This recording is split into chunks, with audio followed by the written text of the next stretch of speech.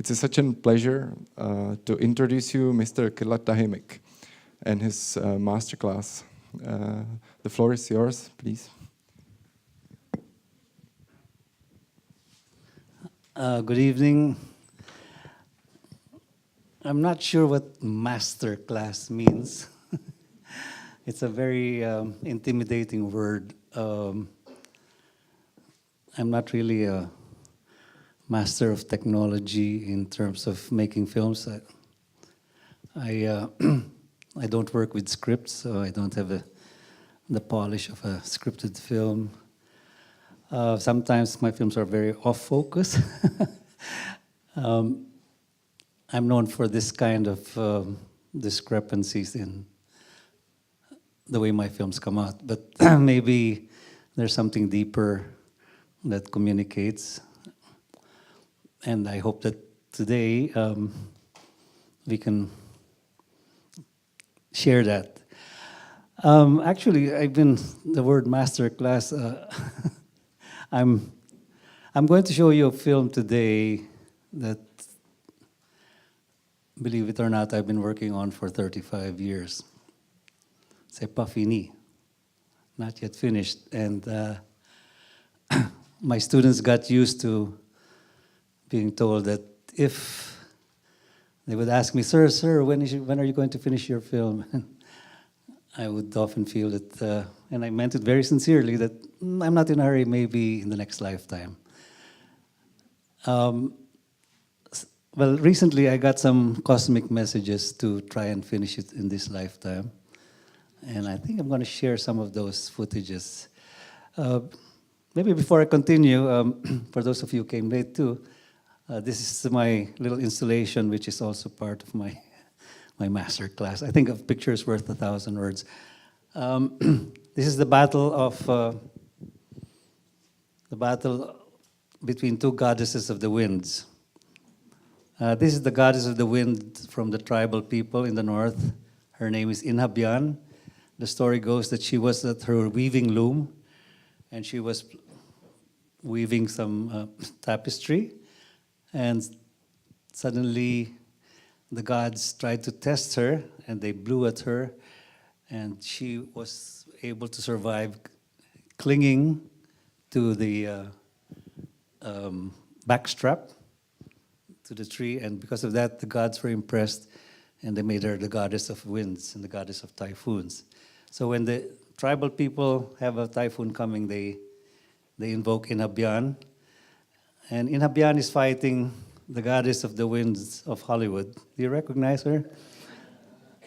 Now you know why her skirt's flying. Okay, anyway, they're battling for the attention of the indie filmmaker who is using the bamboo camera.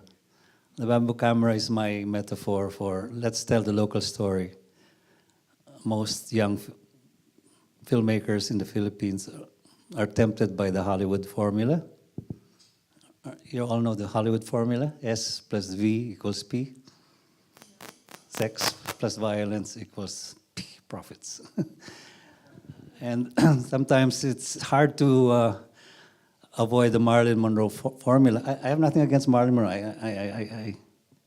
I've read some things about her too, but I mean, she's just a symbol of the kinds of topics that are always at the expense of our local story. I think the film that I'm going to show today is an attempt to try to tell a local story that probably has not been heard. As a matter of fact, I just noticed later if you come and take a look, this is the film Eagle. It's made out of film strips. I don't even know what's inside those images. I think they came from, in the Philippines, every New Year, you'll see street vendors selling New Year horns. And they're usually made out of film. They roll them and then they pull them out and then they put a bamboo vibrator in front and they blow it and they have their noise makers. Yeah, Hollywood makes a lot of noise in my country. And we try to the independents try to balance that a little bit. Okay, I'm going to show you a film. I just found out that I may have to cut our 2 hours shorter by 30 minutes because the next filmmaker has to have a test. So let's see if I can get as much across. My film is about the slave of Magellan. Okay. Yeah, maybe we should call this a slave master class. It might be more appropriate.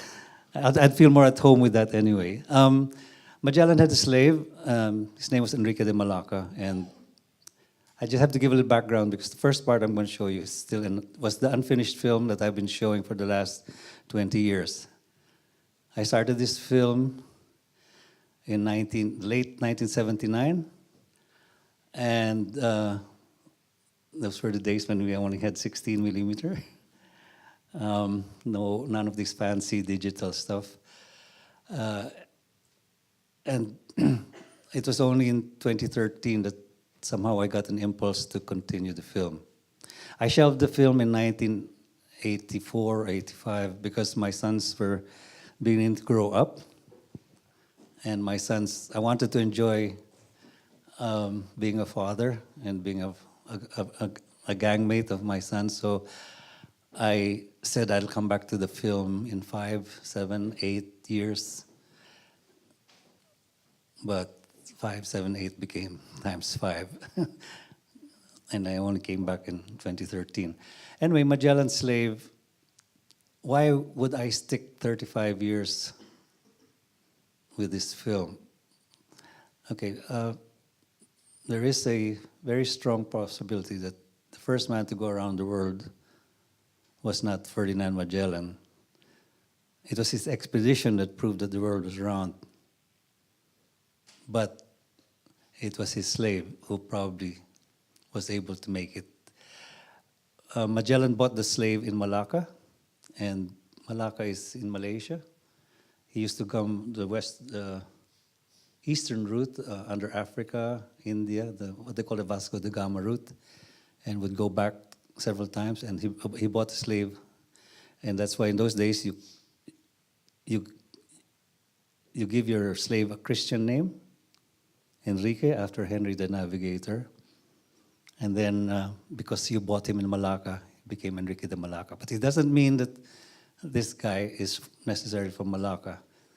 And there is a linguistic factor here that when they finally circumnavigated across the Pacific Ocean, and when they got to the Philippines, and this is written in the book of Pigafetta. Pigafetta was the Italian who was on board the ship.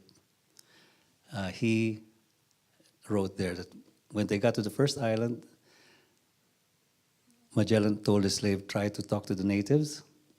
He tried, he could not communicate on the first island because their language was waray. And it was only a few days later when they sailed to the next island, Cebu, where he could speak the language.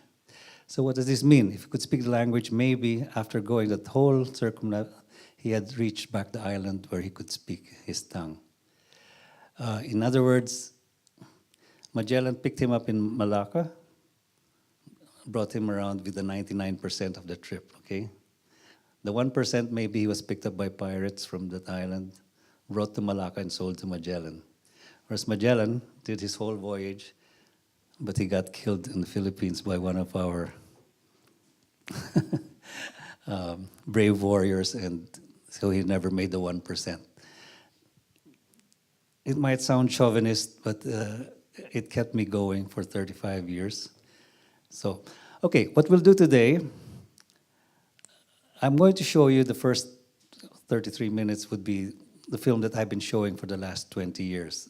It was a show reel which gives kind of the background to the thing. And then we will take a look at how 30 years later I tried to solve the problem, and I'm still trying to solve the problem and still trying to complete my own circumnavigation. So, are you ready? Okay, it's called Memories of Overdevelopment because basically when this slave reached Europe, it was Renaissance Europe, so everything was happening. And I think his memories must have been mind-boggling for him. Okay, let's go.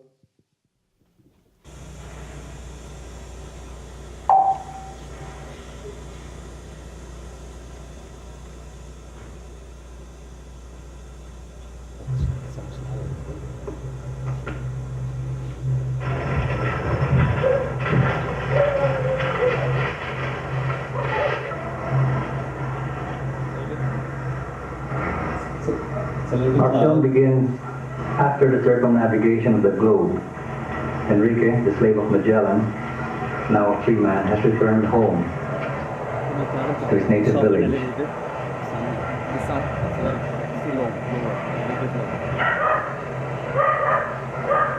On the soundtrack, we should hear the sounds of a wild boar.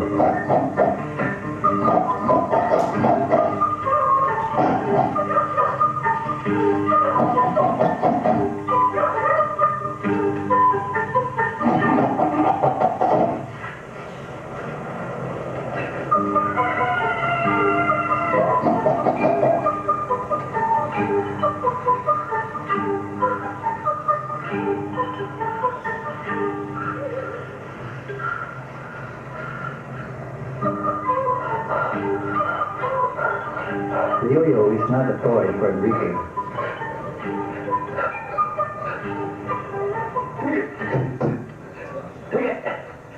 The yo-yo is recorded in a 17th century French document as an original Philippine jungle weapon.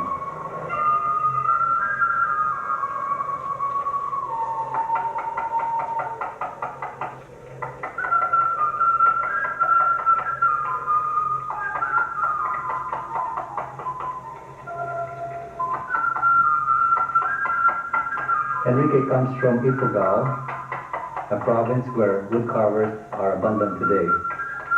Throughout the film, we will see Pigafetta writing entries of the voyage into his journal. But Enrique, being a illiterate, carves his memories of the voyage on wood.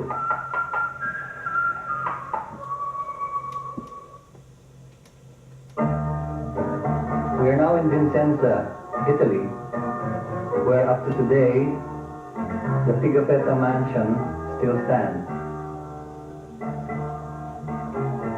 On the facade of their building, carved on granite, is the family motto, Il ne rose sans épine, written in archaic French, which means there is no rose without thorns.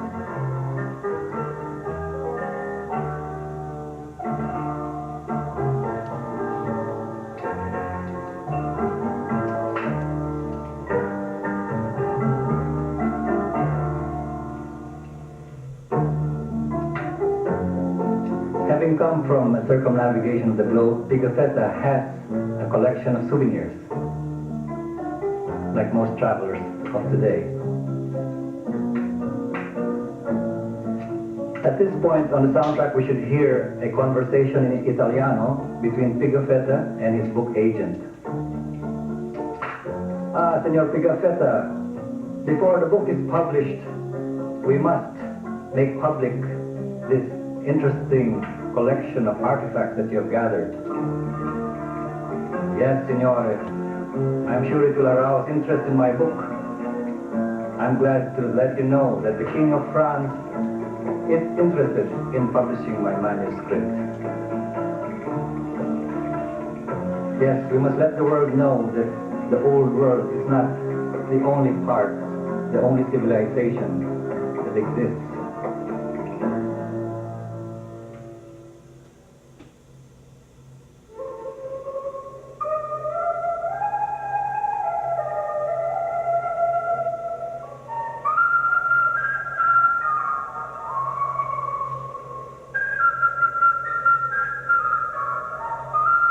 While Pigafetta's manuscript is scattered all over his living room,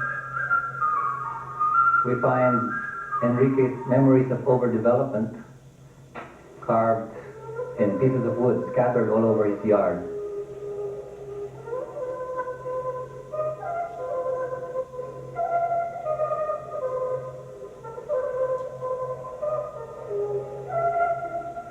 Now the primitive, having come from Europe, he too has his family motto now inscribed on his hut. Follow the setting sun and you will meet the rainbow's twin.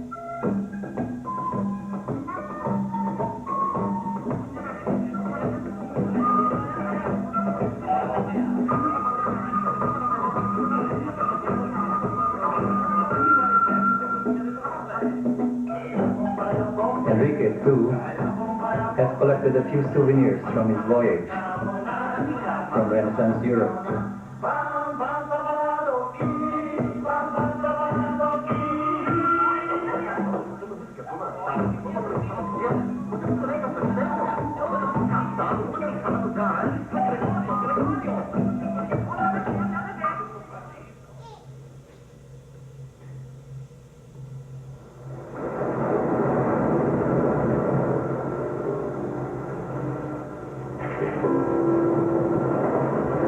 Meanwhile, back in Italy, Pigafetta is preparing to meet the King of France to present his manuscript, and his wife assures him, "Don't worry, dear, I'm sure the King will publish your manuscript."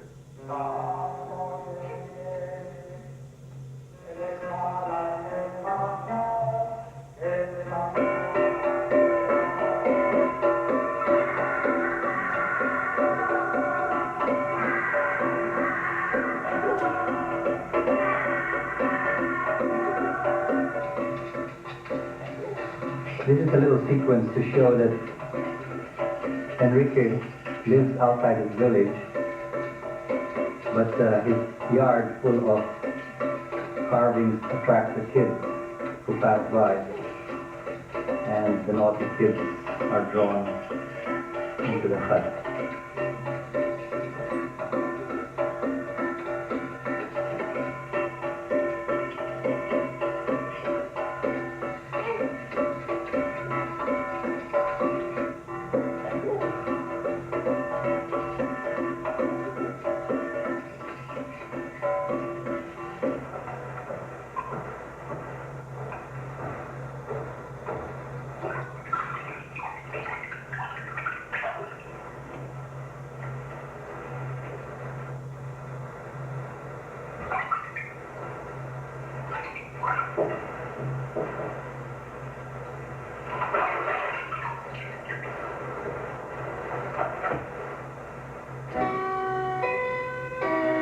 Now, Pigafetta, the king will see you now.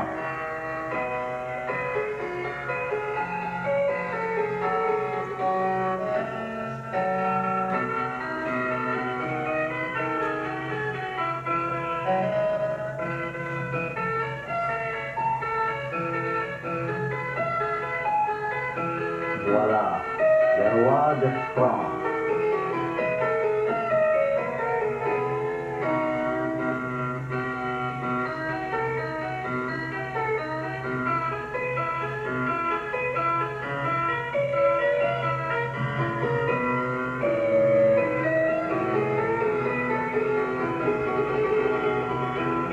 Votre Majesté, le manuscrit.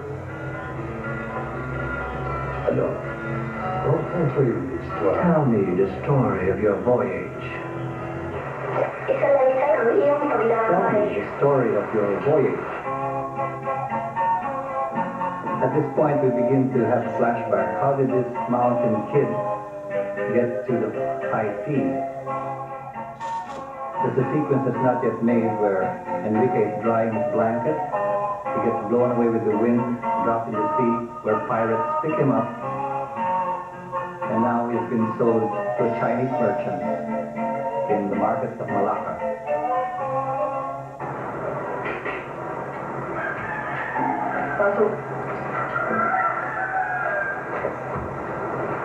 This is his new master,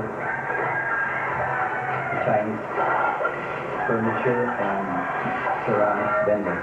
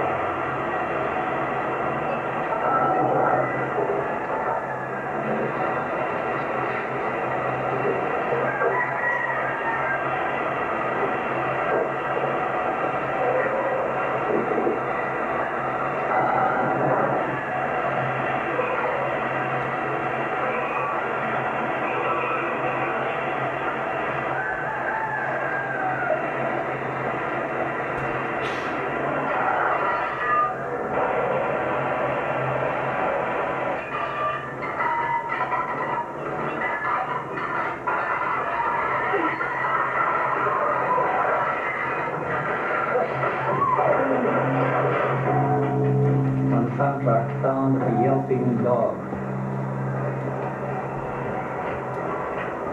In between the scene, we will see Magellan and his crew members arriving in Malacca. The crew members are eager to go to the bar district, but Magellan declines an invitation and says, "No, today I go to the flea market to buy some furniture for my cabin." The soundtrack will be loaded with market sound.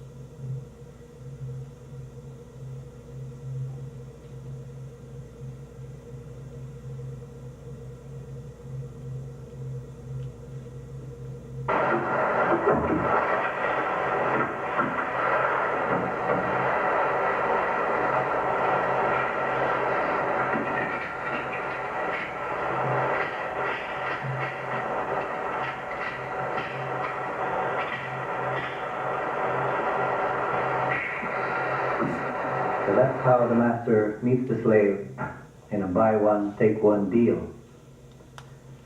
I have no galleons yet, so at this moment we will assume we are in the cabin of Magellan's galleon, headed back for Lisbon.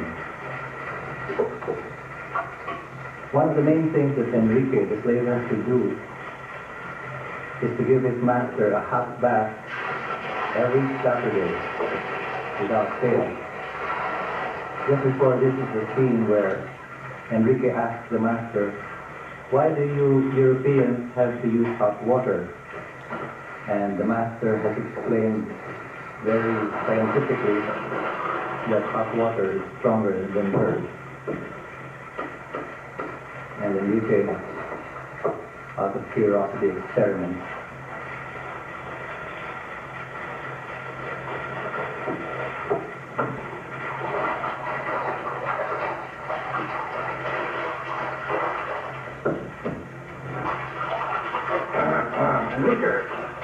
Enrique.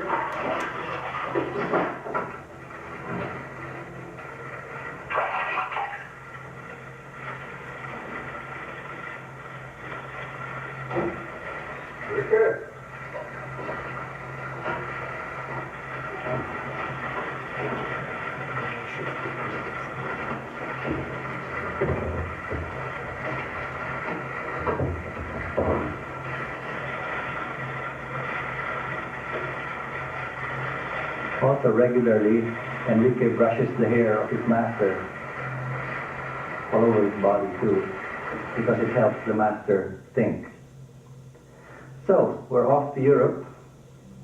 There will be a lot of scenes more preceding this. In this particular scene, Magellan is asking Enrique to work 1 year with a monk at the monastery.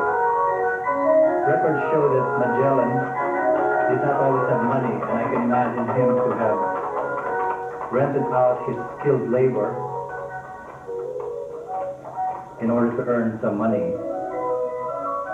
So Enrique might be considered one of the first gastarbeiters, or immigrant workers in Europe.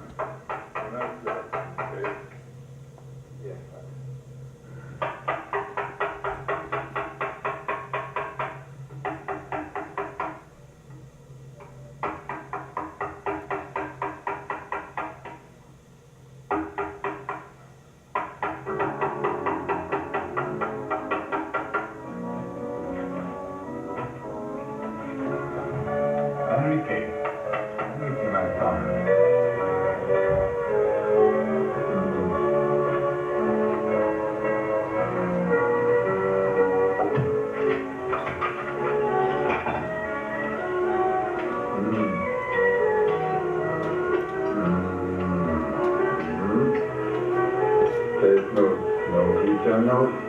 This nose is no Christian nose. So Enrique must learn classical proportion in his sculptures, and he learns very fast.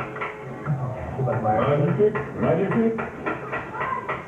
Now you are an artist.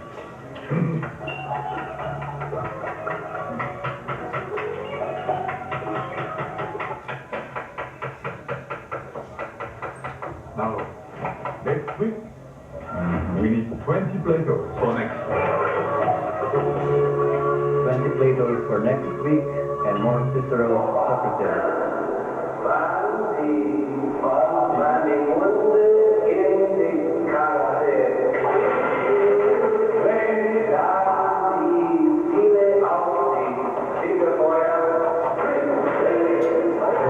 Besides being an exporter, also happens to be a fundraiser. And he decides to train Enrique to stand outside the church door and to sell indulgences. And the rhyme goes, when the coin in the cash box rings, the soul out of purgatory springs. Okay, we have a flash forward a couple of years.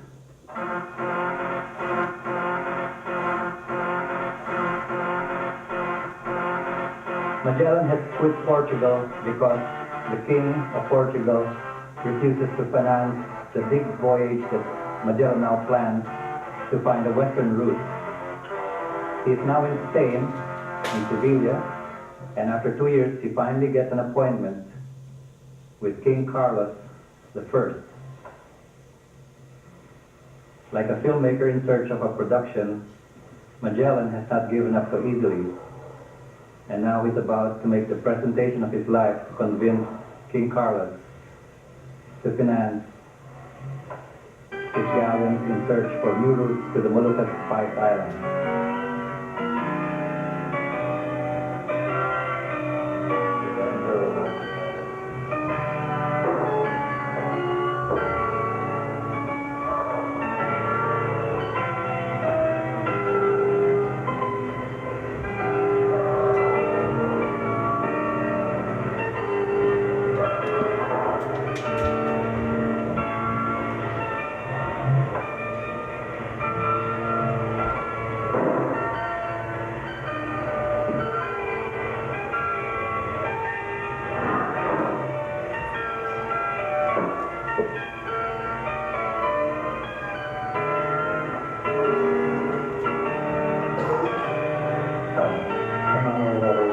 A new route to the Moluccas.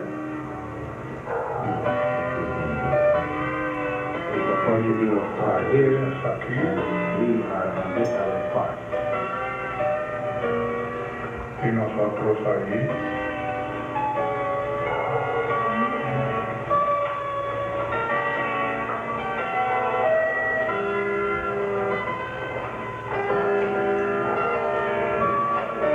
On the soundtrack, we should hear Magellan's voice trying to persuade the king. Now, the castles of old didn't have any central heating, and poor Enrique is not dressed for the occasion.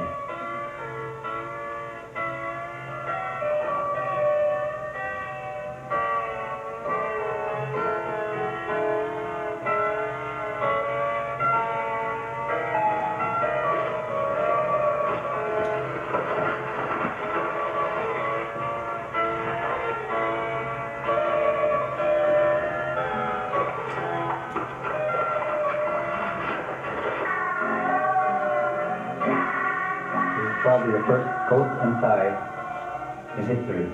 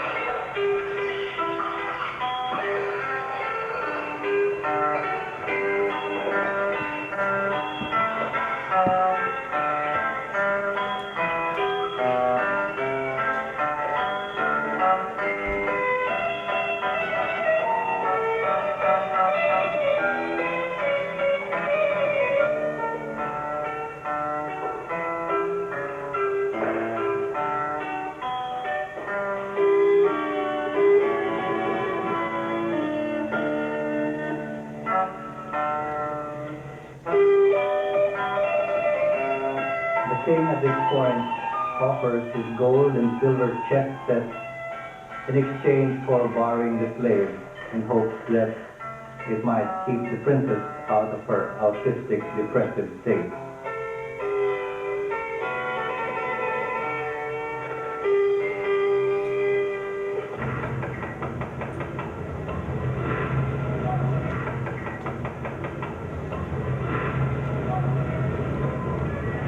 So Enrique has become some kind of a household pet. The princess is in high spirits. The playful duo sometimes creates shockwaves in the family.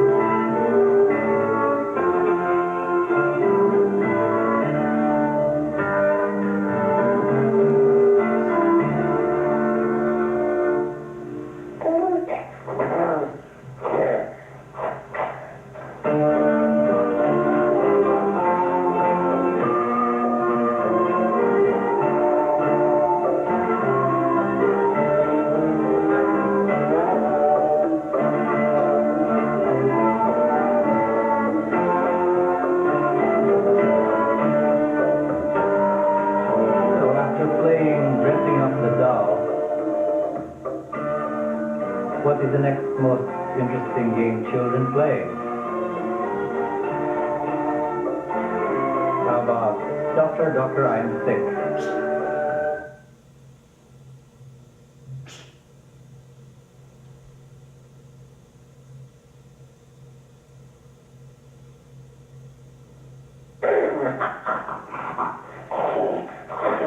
Which of course leads to an anatomy lesson.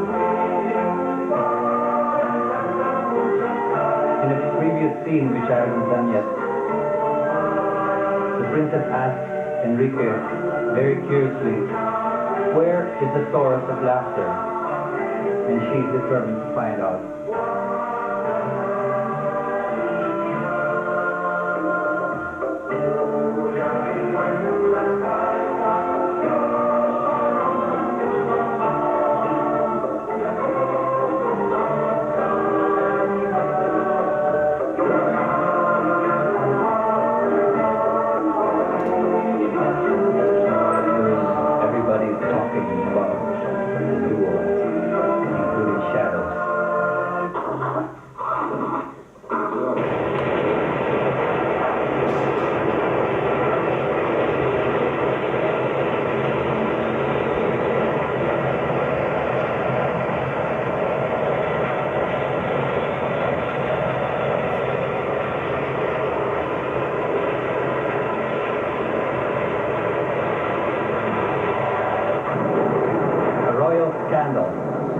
Upset, sends his autistic niece as far east as possible to Vienna, and in order to send the young man as far west as possible, the king approves Magellan's project.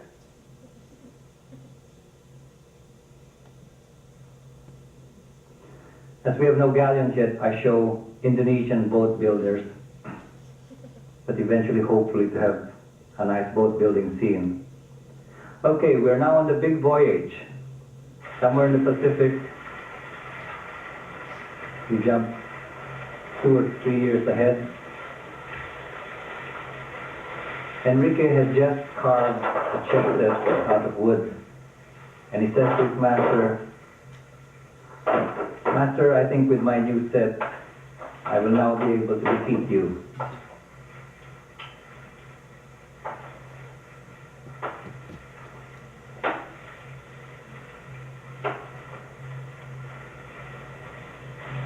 It has become a regular Saturday night tournament.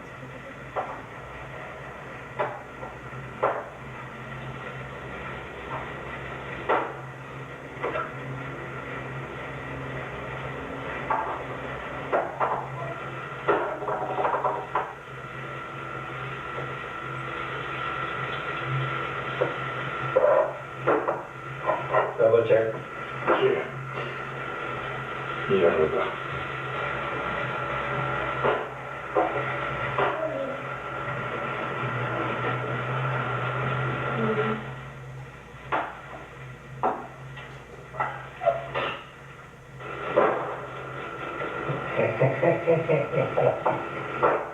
That this time, this is the first time the master realizes that Enrique is a thinking animal. Enrique, I think you will not be a slave forever. Check.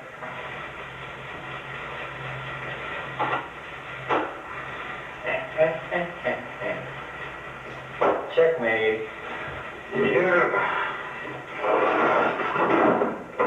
So we are now approaching the Philippines, where one of the chieftains, Lapu-Lapu, has refused to bow to the Spanish conqueror, unlike other chieftains on a neighboring island. The chieftain, Lapu-Lapu, has decided he wants to avoid a physical war and would first try to repel the invaders with the sound of bamboo instruments. We shall have 1,000 warriors with their bamboo angklong or rifles trying to ward off the invaders.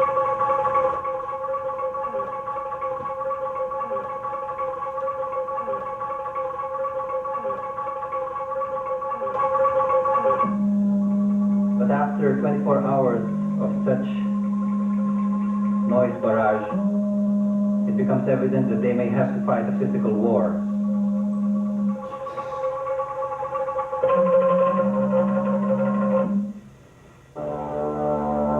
On board the ship, one of the sailors panics and fires a cannon. And Lapu-Lapu has no choice. We see a lot of blood.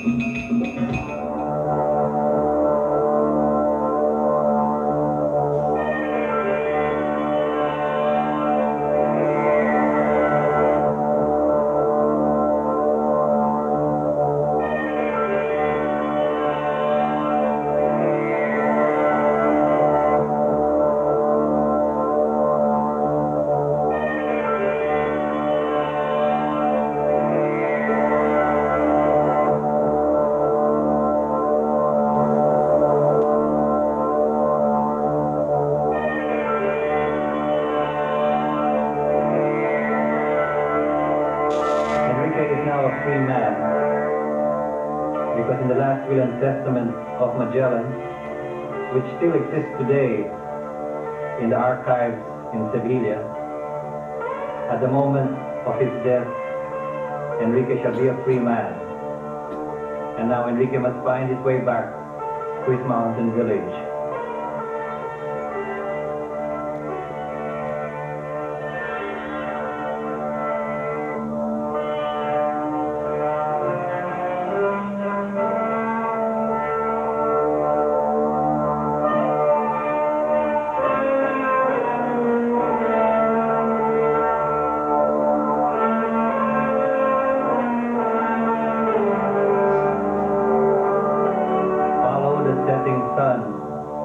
And you will meet the rainbow's twin.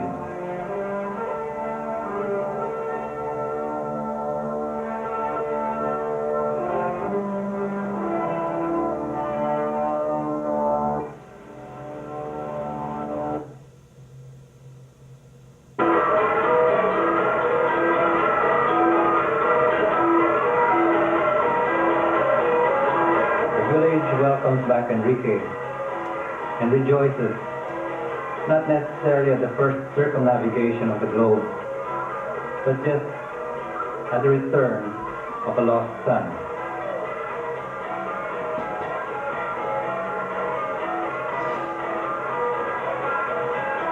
And so Enrique returns to be able to tell future generations about the first circumnavigation of the globe.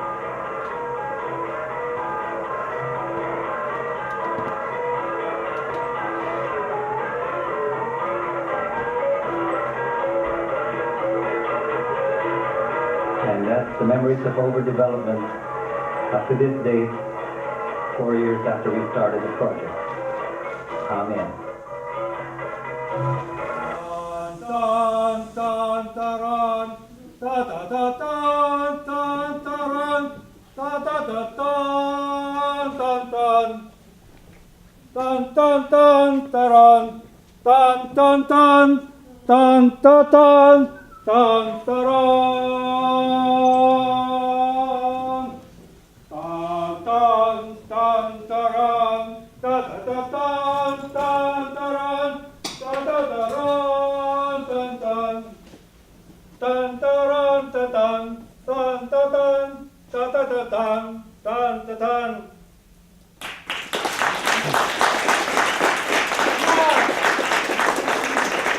Having completed his requirements for a PhD in blockbuster filmmaking, the University of Hollywood hereby confers this PhD honoris causa summa cum laude on Kidlat Tahimik.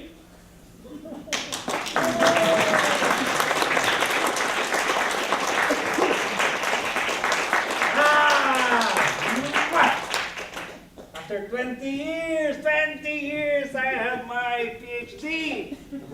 Now I can go back to my mountain village and visit my rice terraces and start my own little outfit. No, I will do a big outfit in Ifugao. Yes.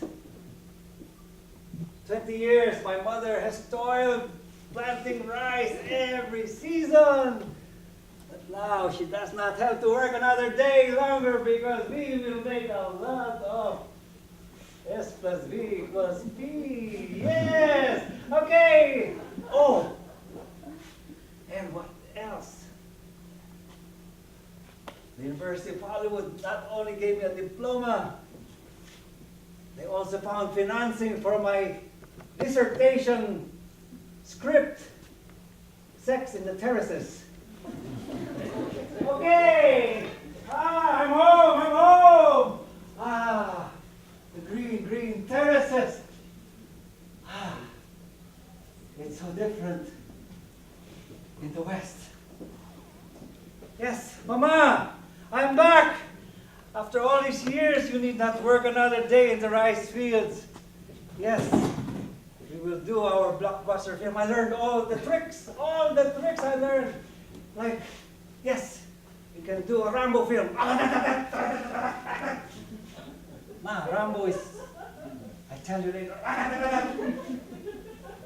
Imagine our green terraces, light green from the newly planted rice turning red while a helicopter hovers above, turning red with Hollywood ketchup. Every easy trick is so easy. We don't have to work another day, Mama. Mama. But aren't you happy with this? Why are you so sad? Huh? I said that when I left here 20 years ago, that I would go and learn to make films so I could make films about the epic chant, the hudhud, that I would make films about Inabian, goddess of the wind, and how she survived the greatest typhoons of the world. And I would make a film about the engineering skills of our forefathers. who built our rice terraces without a single cent of US aid. But Mama, who is going to watch those films? No, they want sex in the terraces, Godzilla in the terraces. Mama, we'll do it. We'll do my Goodwood film later. Look, I have not yet lost my beat. I have not yet lost my culture. I can still dance to our beat. Watch.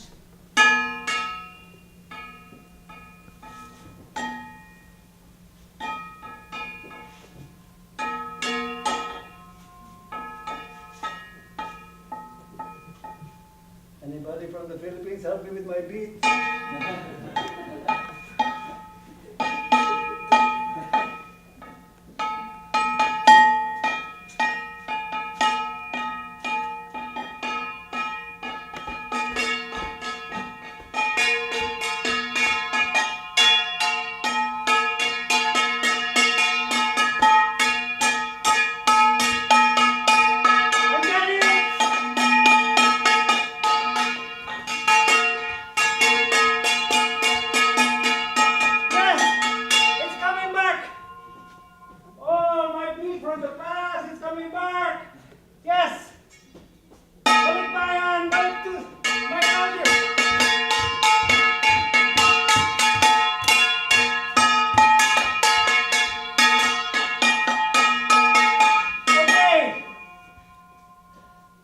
Forget sex in the terraces.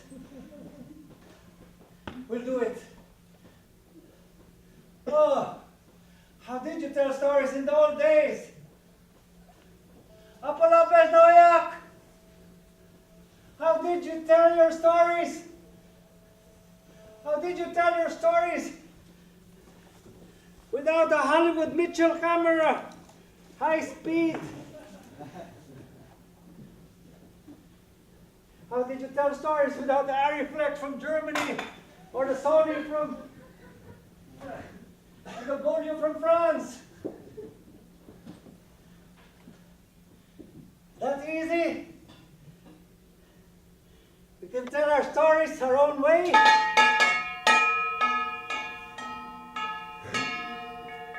With our own bamboo camera.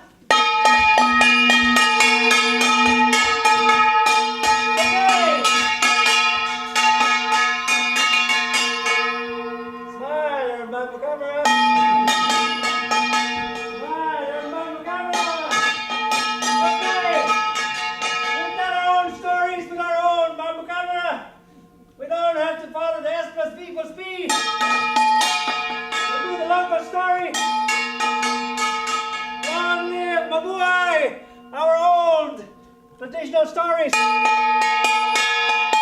boy, let's live and do our own stories our own way.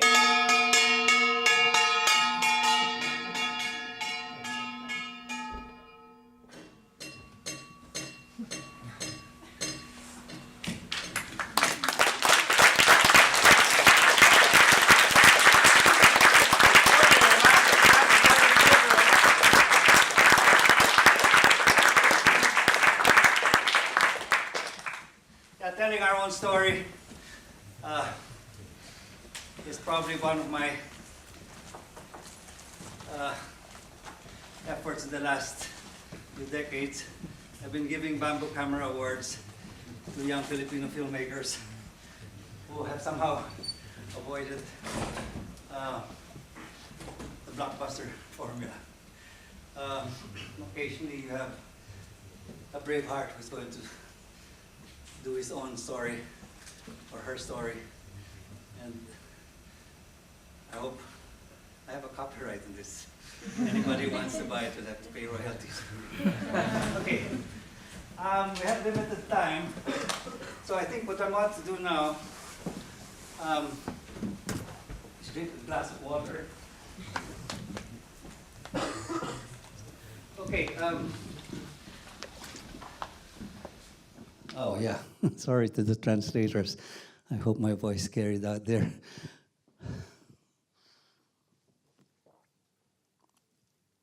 Translate that.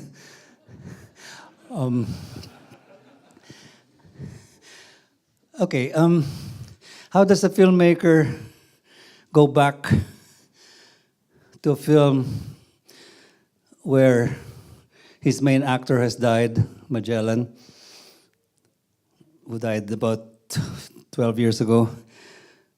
He wasn't a professional actor. There's no professional actors in this film. Except me? I don't know. And how can Enrique the Slave, if you recognized me, but now with my white hair, my wrinkles, my pouch, how can I have some continuity? Is it an important word, continuity? I think we all have to sometimes question those gospels of Hollywood. I was at a loss for decades how to come back. I kept postponing it. And finally, in 2013, okay, 2012, I found myself in a tour in America. I had 4 retrospectives at the Harvard Film Archives, at the Anthology and Film Archives of Jonas Mekas at Berkeley. And I kept seeing this film for 4 weeks on a big screen. And it was saying, finish me now. Finish me now. So I went home, and when I came home, guess what? I had to go to an art installation in the mountains, which my son was doing. And when I got there, I was just shooting my video camera. I finally succumbed to video cameras about 10 years ago. And lo and behold, he had a beautiful beard and a beautiful bushy hair. And when I looked at the rushes, I said, hey, there's my new Magellan. Okay, I'm going to show you the first minutes of the film, how I resolved it. Probably the first couple of minutes is going to be a repeat of the first. But, okay, you can judge whether it works or not. But just enjoy the spirit of this crazy guy in front of you, okay? So this is now called Memories of Overdevelopment Redux.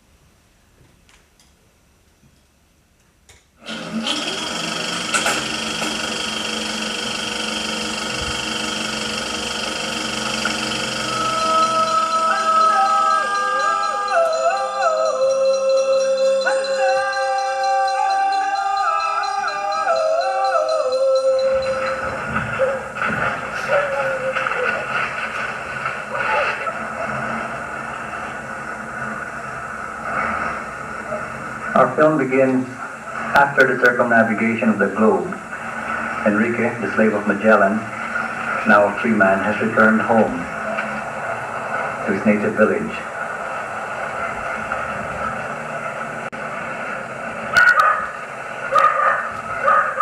On the soundtrack, we should hear sounds of a wild boar.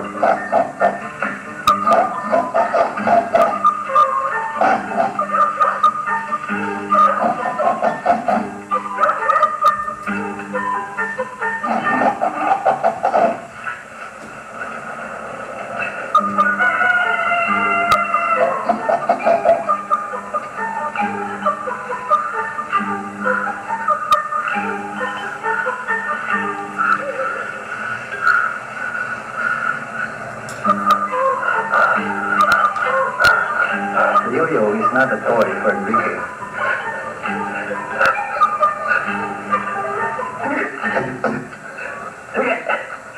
The yo-yo is recorded in a 17th century French document as an original Philippine jungle weapon.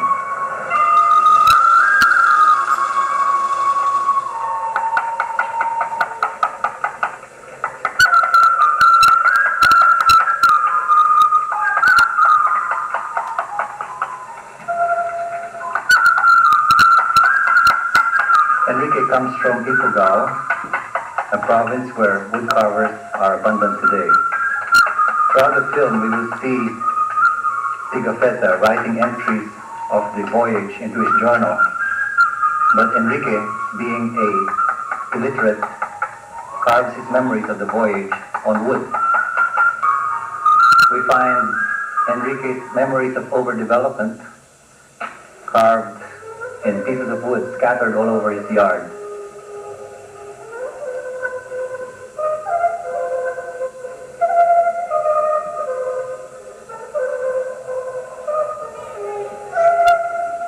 Now the primitive, having come from Europe, he too has his family motto now inscribed on his hut. Follow the setting sun and you will meet the rainbow's twin.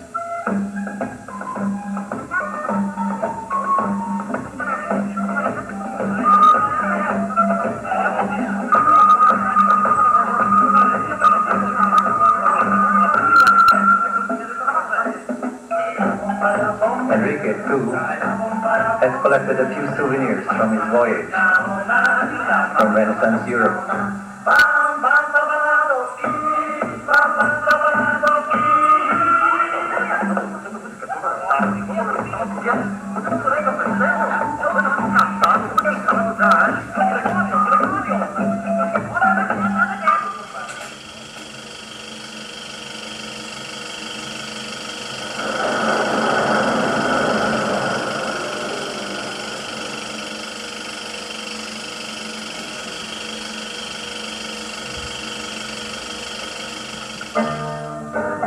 We are now in Vicenza, Italy, where up to today, the Pigafetta mansion still stands.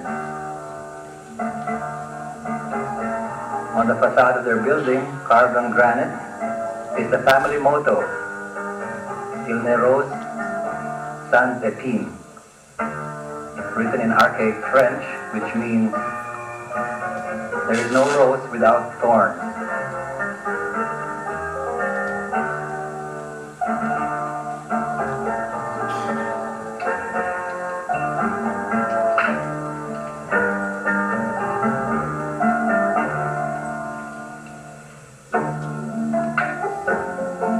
Having come from a circumnavigation of the globe, Pigafetta has a collection of souvenirs, like most travelers of today.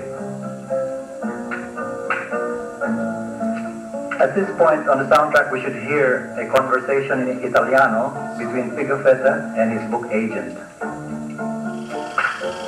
Senor Pigafetta, before the book is published, we must make public this interesting collection of artifacts that you have gathered. Yes, Signore, I'm sure it will arouse interest in my book. I'm glad to let you know that the King of France is interested in publishing my manuscript. Yes, we must let the world know that the old world is not the only part, the only civilization that exists.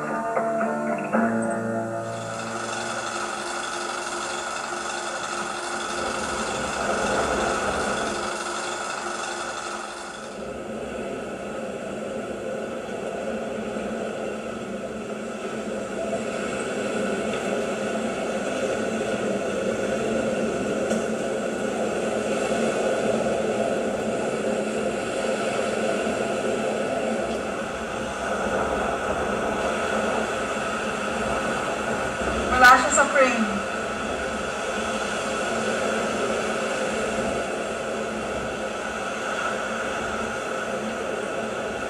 Yan, pasok na siya sa frame.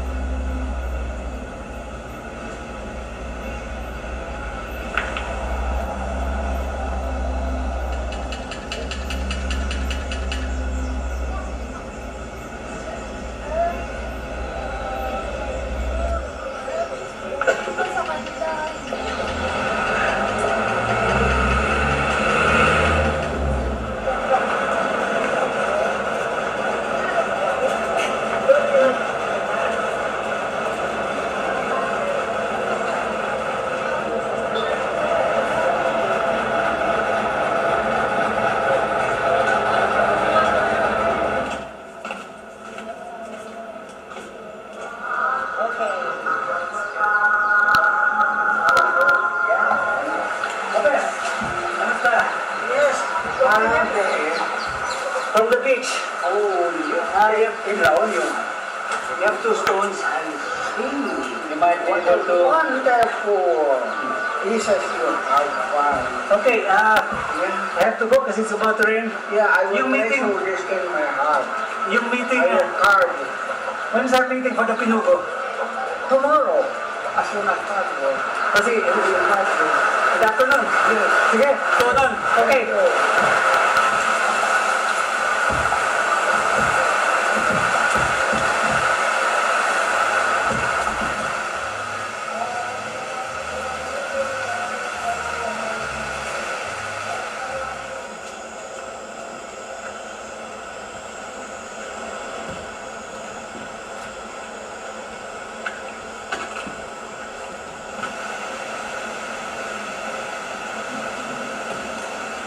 Mga hakbang muntik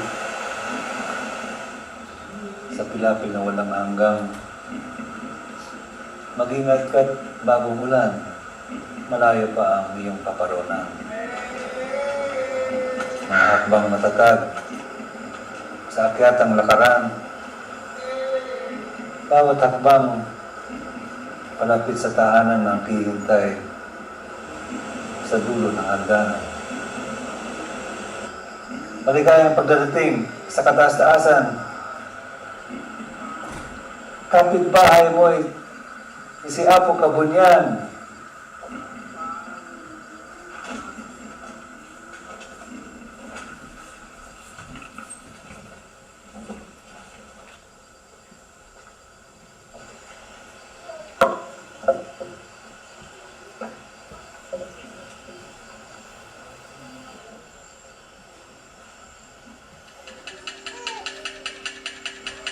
Ano ka, bahapaw?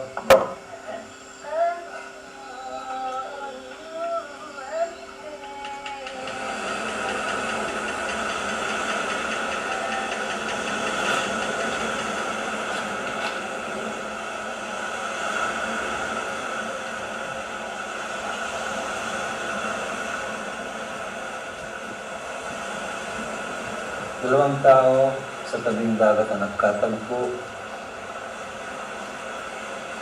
Umpisa ba ito ng samahang bago?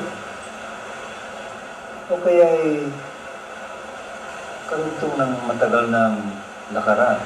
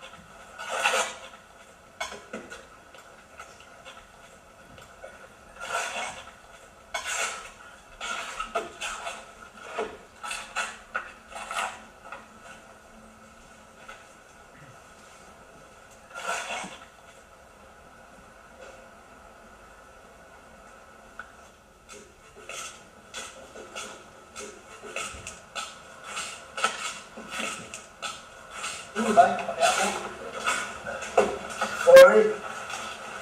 Nalinta ko. natin. Natagalan ako sa dark room eh. Ayos lang. Mukhang nagkakakonte na.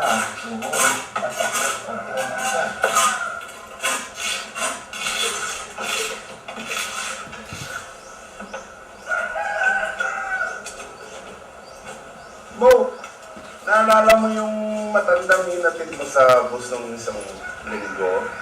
Oo. Yung naimatay? Oo. Kasi, friends, dapat ng ng envelope. Nung nasa dark room ako kagabi, pakita siya eh.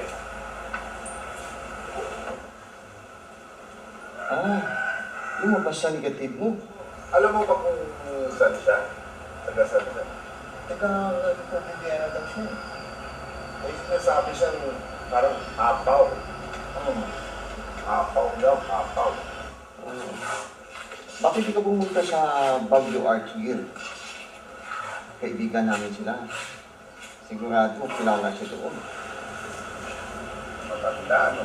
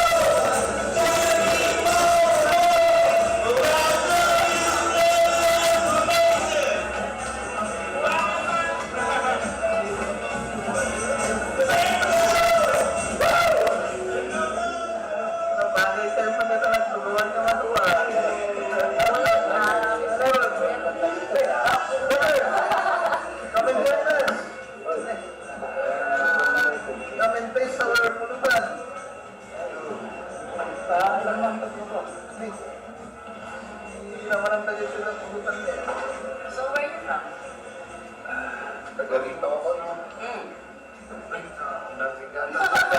Englishman nga. Mga artist rin ba kayo?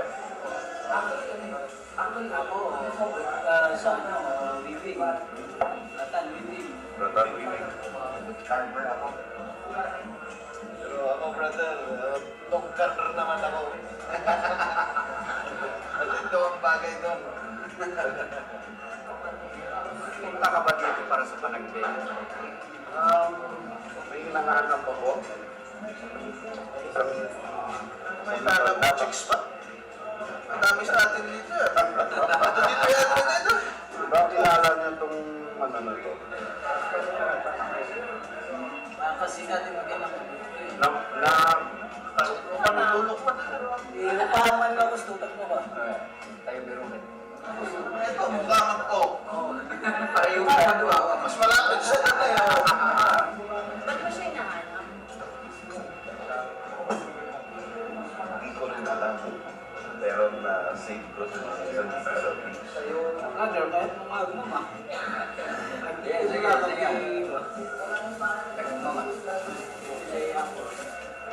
Sige. Eta. Ah, marunong ba? Tuwin?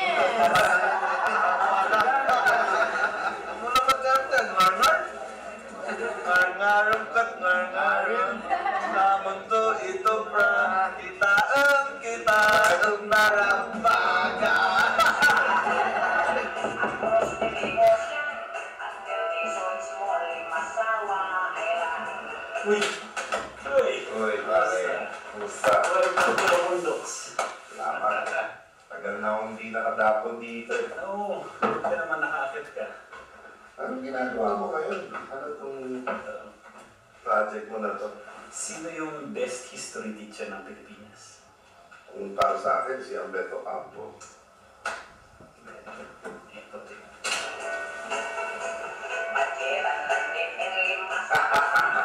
Si Yoyoy. Siya nga talagang the best. I'm on the shore. Ang karaoke pa. Understand the speaking they had done. Mas Castilla, at wari-warihan. Magawa ko ng tribute kay Yoyoy Villame.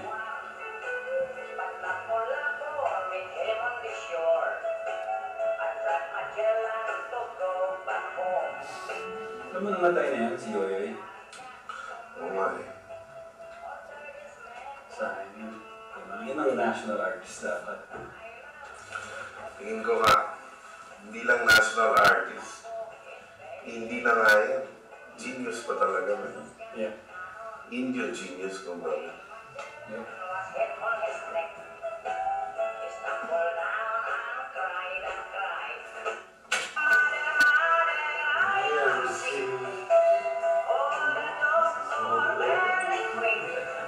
Uwi lang yan ah. Hirap gawin yan ang sinatang. That's still of Magellan and the other of Mactan, long time ago, ladies and gentlemen.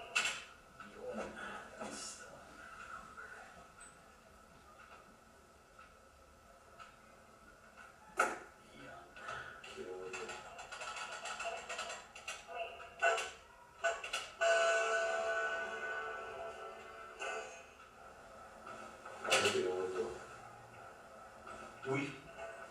Ano yan? Score nyo na. Uy! Sige pa yan. Uy, kaya magtanong mo dun sa isang gallery. Sa Vocas, magtanong ka dun. Parang tingin ko alam nila kung sino. Sila yung kumuha niya. I don't think we have very much time left, so I just wanted to show I'm trying to continue the story into the present. I still don't have any galleons. Anybody want to finance my galleons? I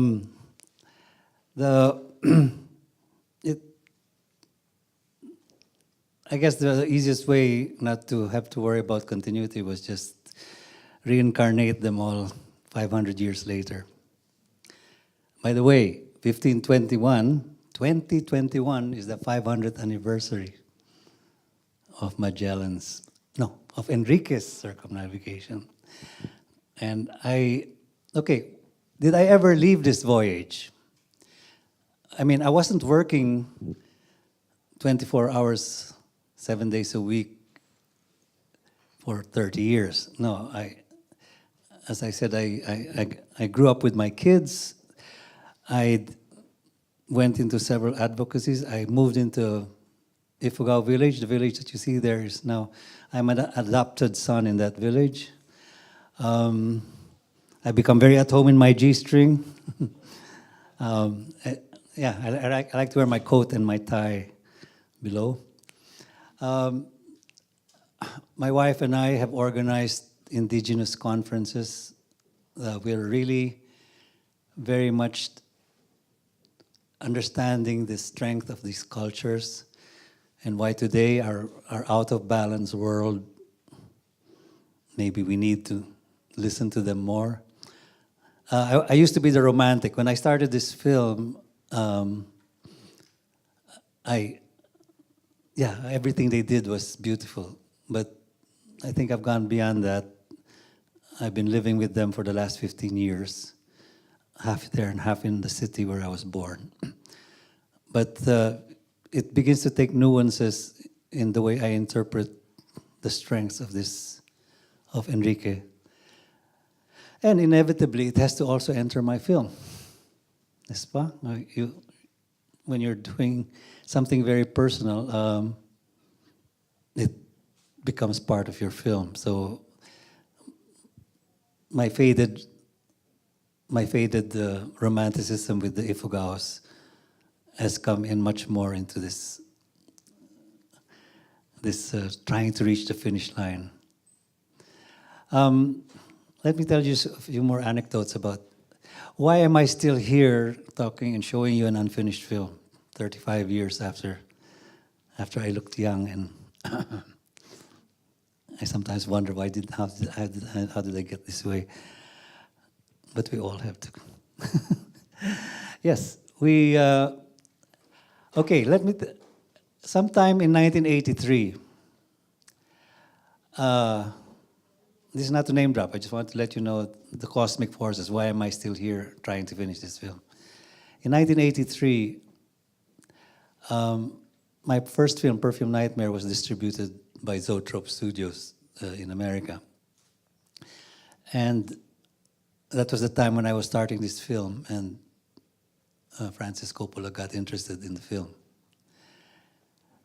He sent a letter saying that he would be interested to help you finish the film in two ways, either one, on the production side, how to get it to the finish line, or on the distribution side.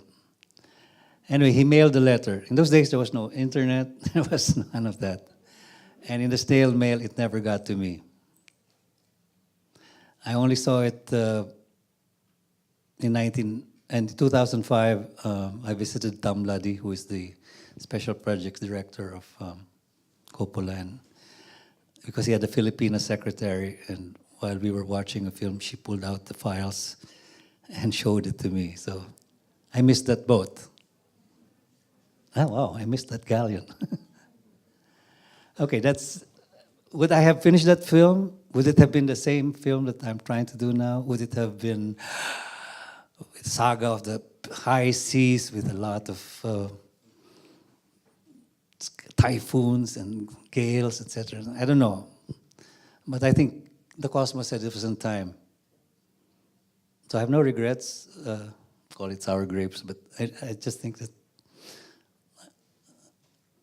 the way I would do the film today, having also lived with the Ifugaos, it changes a lot of what it's going to be. So these are part of the cosmic forces. Another anecdote I have, again name dropping. Werner Herzog was my mentor in Germany, and I had shown him a treatment of this film.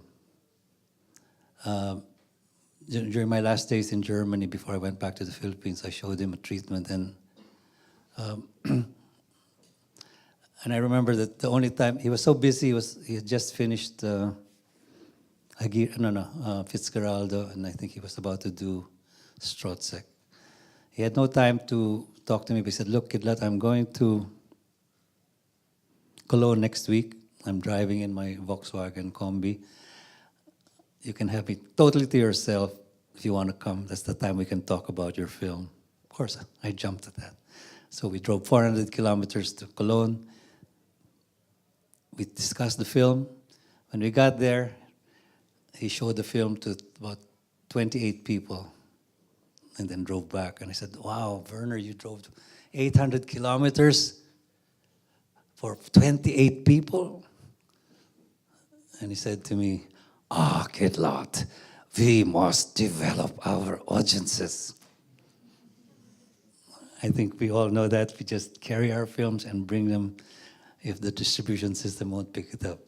But anyway, the thing was that in 1982, Imelda Marcos was having her film festival in the Philippines, and Herzog was one of the invitees.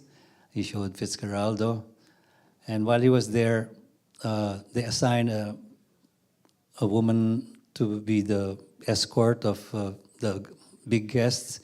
So there was this starlet named Rosemary who was invited, was to take care of him, guide him around. Anyway, about 3 weeks after he left the Philippines, it was suddenly in the newspapers, Herzog to make a Magellan film. So all my friends were calling me and saying, hey, why did you show your treatment to Herzog? He's stolen your idea. And I said, no, I don't think he would do that. Anyway, if he would make a film, it would be a Klaus Kinski madman that he's interested in.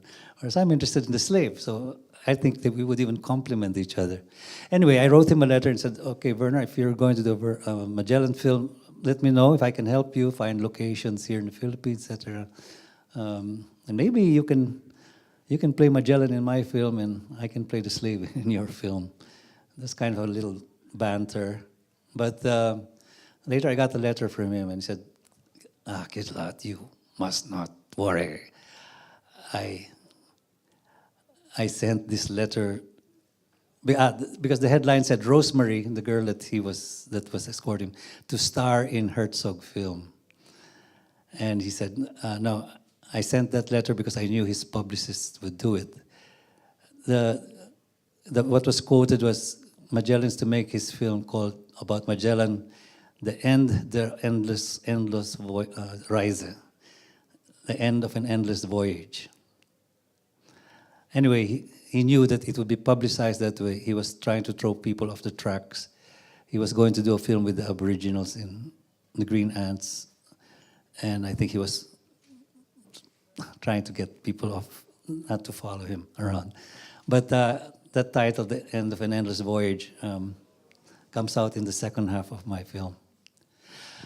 I have drifted all these years, and suddenly my son grows a beard that is, I think, well, it's not supposed to be a lookalike, but just to suggest it. And I think you see how we meet. And towards the end, he finds his way and finds me in my village, and we have a reunion. Now, that's where the titles come, the end, and then question mark. The end of an endless voyage, question mark. And I can't end there because it's a little bit the kind of ending where you ride off into the sunset and everybody lives happily ever after. So I've added a chapter which I'm working on now. And the chapter brings in, I think, the craziness, maybe not the Kinski craziness, but the craziness of this filmmaker trying to finish the film. What I included there was, in 1992, I decided to make a tribute already to Enrique de Malaca. I was able to get 2 free tickets from United Airlines. And I went around wherever they stopped.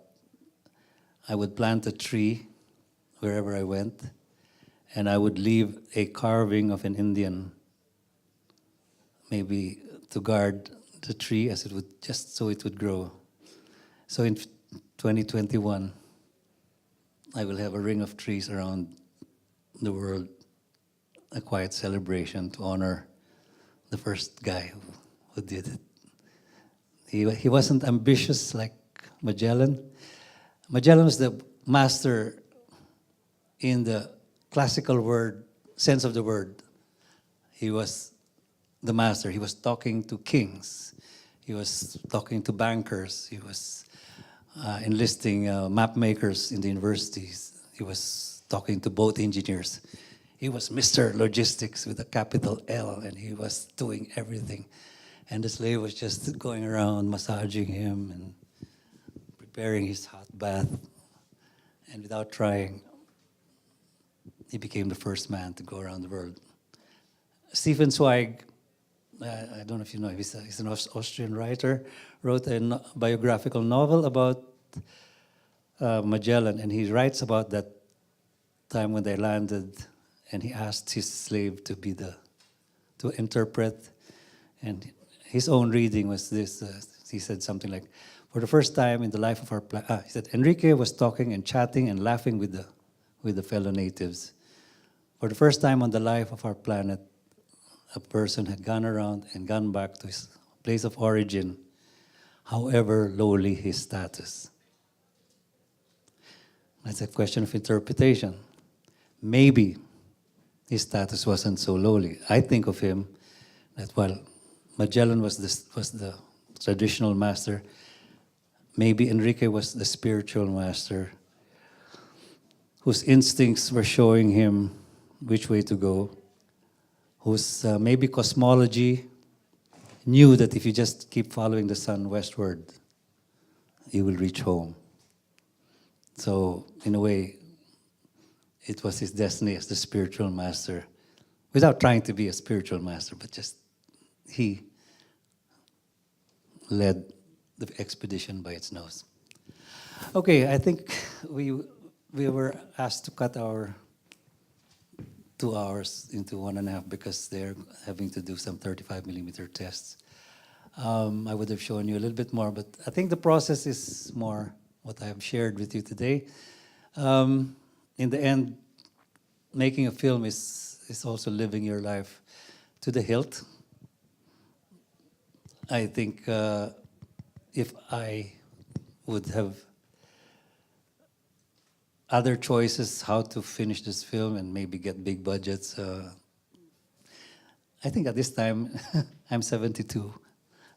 I can ride with this film and finish it. And if I still don't get to the finish line, watch for the premiere in my next lifetime, okay? Shall we meet then? Okay. Anyway, thank you very much. And on your way out, you can look again at our stars. Thank you very much.